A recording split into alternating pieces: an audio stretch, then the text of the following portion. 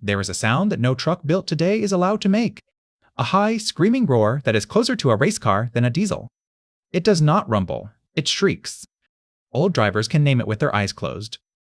They call it the Screaming Detroit. It came from an engine that did everything the wrong way on purpose. A diesel that fired twice as often as it should. An engine so loud, so thirsty, and so stubborn that the rules finally came for it. It was never outlawed to own, but the law made it impossible to build a new one. And yet, decades after the last one left the factory, it refuses to disappear. This is the story of the Detroit Diesel 8V92, the two-stroke V8 that an entire industry tried to leave behind, and the drivers who will not let it go. To understand why this engine is so strange, forget everything you know about diesels. Almost every diesel on Earth runs on a four-stroke cycle. Intake, compression, power, exhaust. One power stroke for every 2 turns of the engine. The Detroit broke that rule completely. It was a two-stroke diesel. It fired on every single turn. That means a Detroit V8 made power pulses like a 4-stroke V16. Twice the firing, twice the noise, and that unmistakable scream. But a 2-stroke diesel has a problem. It cannot breathe on its own. A 4-stroke uses its own pistons to pull in fresh air. The Detroit could not. So Detroit bolted a blower onto the side of every engine. A supercharger, force-feeding air into the cylinders all the time. Air rushed in through ports cut into the cylinder walls. Burnt gases were pushed out through valves in the top of the head. Engineers called it uniflow. Air in the bottom, exhaust out the top every turn. That blower is where the famous whine comes from. Layer the blower whine over the firing and you get the scream. No other major diesel in America was built like this. To find where it started, go back to 1938. General Motors believed the future of power was the diesel engine.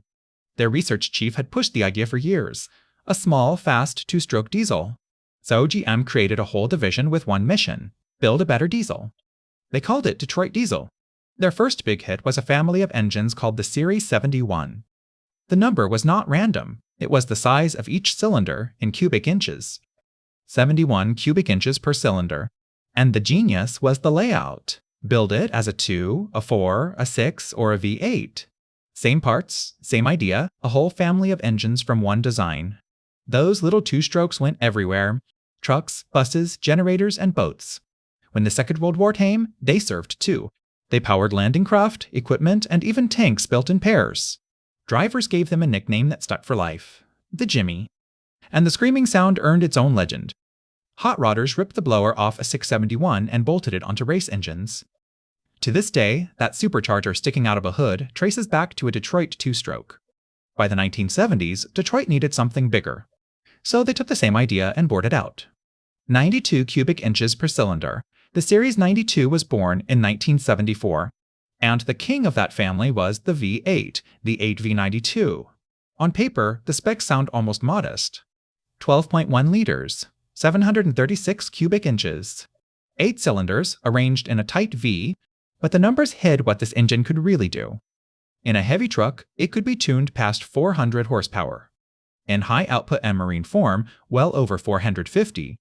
Later versions added a turbocharger on top of the blower for even more.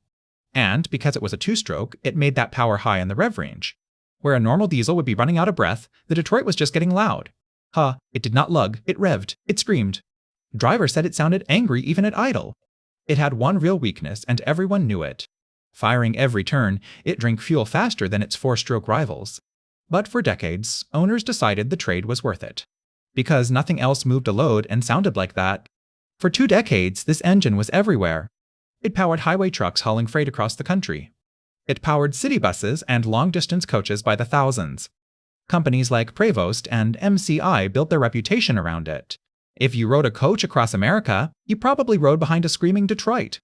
It went to sea, driving fishing boats, tugs, and yachts.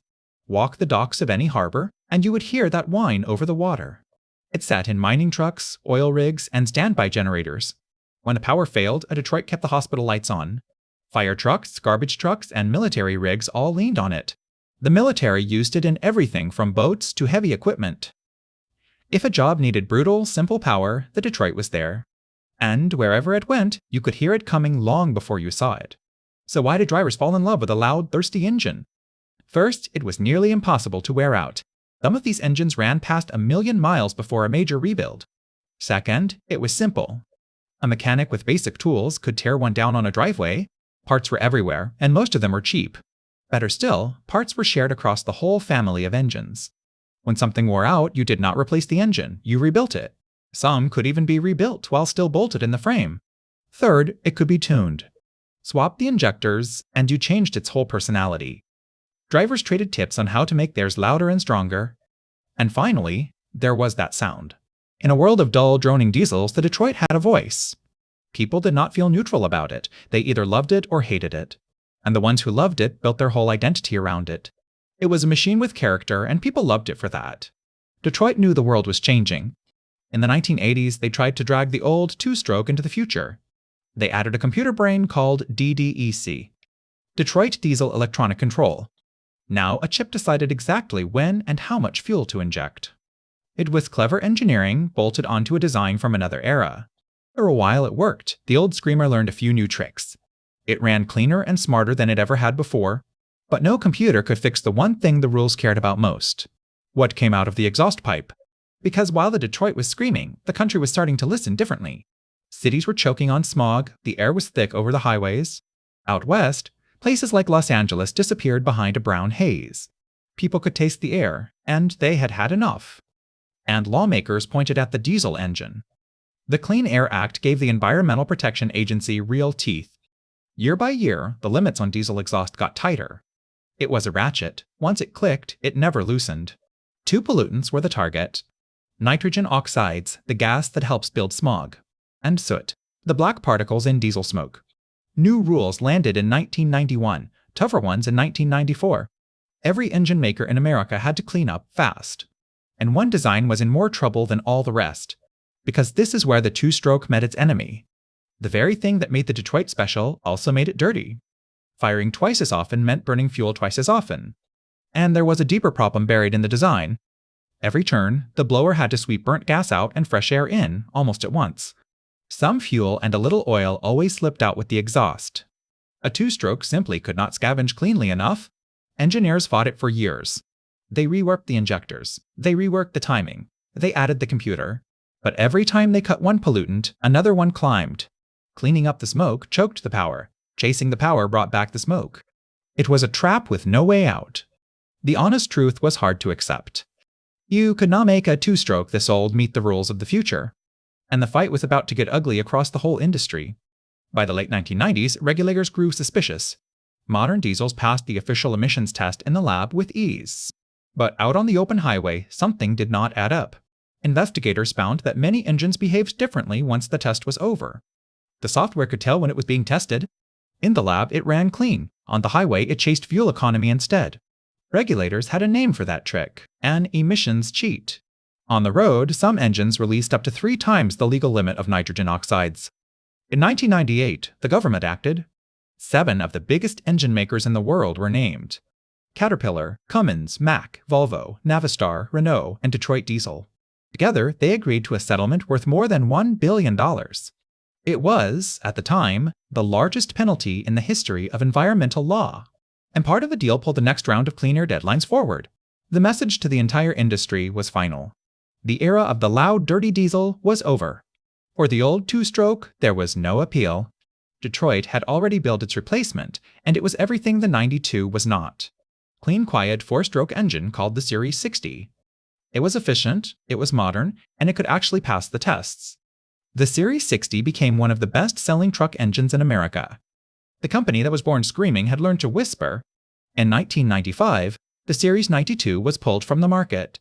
Within a few years, Detroit stopped building two-stroke engines entirely. After almost 60 years, the company that lived on two-strokes walked away from them. The factories went quiet. The scream was gone from the showroom floor. On paper, the Detroit two-stroke was finished. An engine legislated out of production. But here is what the rules never counted on. The engines did not disappear. They were already out there by the hundreds of thousands. And the people who owned them had no intention of letting go. Because an old Detroit had one quality no new truck could offer. It was free of the modern emissions hardware that drivers had come to dread. No complex filters to clog, no special fluid to pour in. No warning lights shutting the truck down on the side of the road. Just a simple, rebuildable engine that you could fix yourself forever. Out on the water, it was the same story. Boat owners kept their two-strokes running for decades, far from any inspector. So a whole culture grew up around keeping them alive. Mechanics specialize in nothing but rebuilding these two-strokes. Enthusiasts hunt down tired engines and bring them roaring back to life. Some even pull modern engines out of trucks and drop a screaming Detroit back in. They call it a repower, a deliberate step into the past. Online, videos of these engines roaring to life draw millions of views. People who never drove one still line up just to hear it. The sound that the rules erased became a thing worth protecting. It was too loud for the modern world. Too thirsty, too dirty, too stubborn to change. Everything that made the Detroit great is exactly what the rules came to erase. And by every official measure, they won. It is gone from the factory. But drive far enough down the right back road and you will still hear it. That high screaming roar that no new engine is allowed to make. The sound of an engine that was told to disappear, and simply refused.